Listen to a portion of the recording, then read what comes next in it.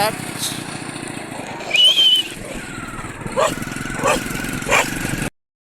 रविवार खूबसूरत सा माहौल, हल्की हल्की बादल ते कणी शानी मजे मतलब बारिश आते पे चीज़ खूबसूरत ये चार इंजॉयमेंट करेंदे पे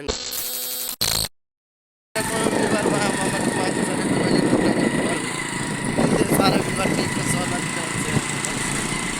रविवार आ जाता है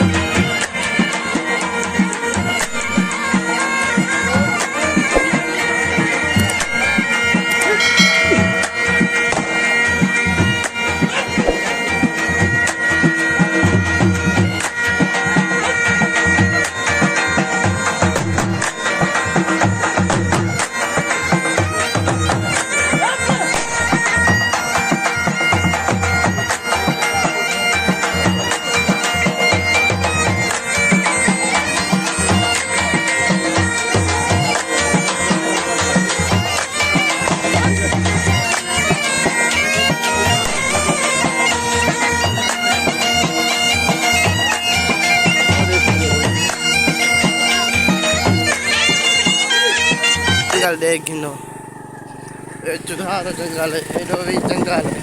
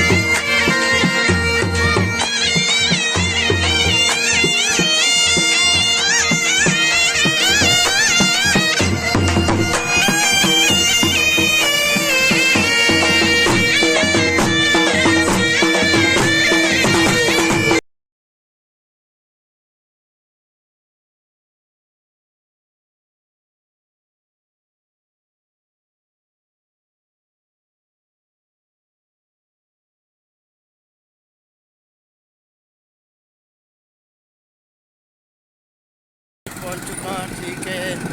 और मैं मतलब दरगाह बिहार पहुंच चुका हूँ, ठीक है। बहुत गया और मैं वीडियो बंद करेंगे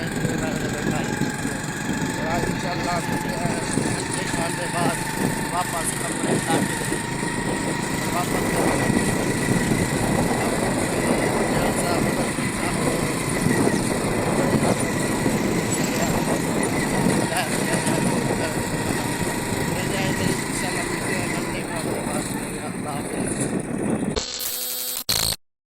रविवार खूबसूरत सा माहौल हल्की हल्की बादल ते कणी शानी मजे मतलब बारिश आते पे चीज़ खूबसूरत ये चार इंजॉयमेंट करेंदे पे कल है छुट्टी दुआ मंगते पे कि एक रात बारिश ना आवे अल्लाह रहमत करे खूबसूरत दा माहौल है माशाल्लाह ये